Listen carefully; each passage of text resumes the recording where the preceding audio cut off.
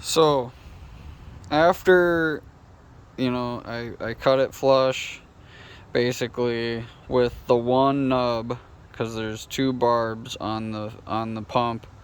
There's gonna be two barbs. That's not an accurate picture of what it looks like, but there's more than one barb, and you're gonna want to cut one of them off. I personally used like a little multi-tool with a cutoff wheel on it, and then I cleaned it up with some sandpaper and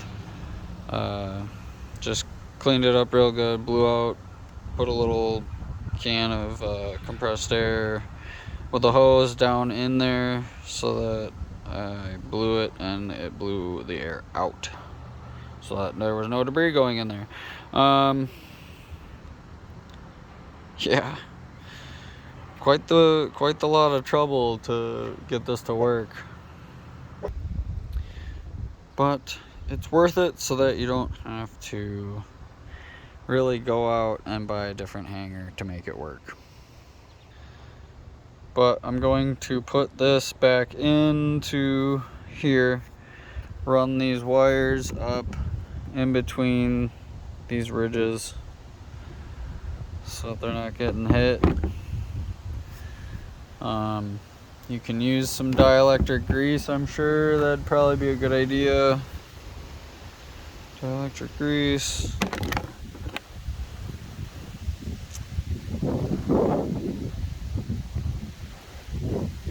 Yep, some good shit. But yep, I'm gonna put this back up in there, and then we're gonna show you what's next. So as you can see, if you can see, that's pretty much as high as it's gonna go. It's hitting that plastic.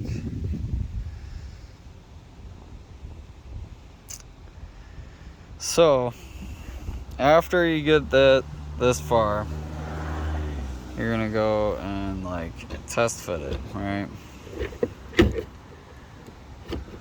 It's gonna try and clip. You might get one to clip, right? But it's bottoming out on the filter.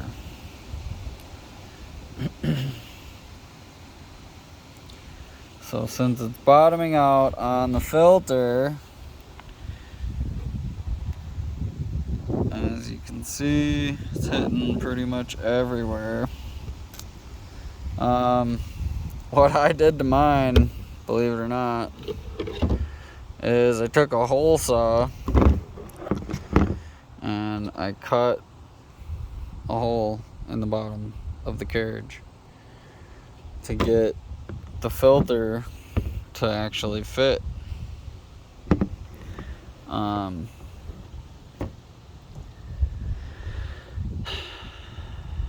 It's kind of a permanent change. It really is, because you're gonna take a bowl, plastic bowl, hard plastic, and you're gonna cut a chunk out of that. After you cut a chunk out of that, you're going to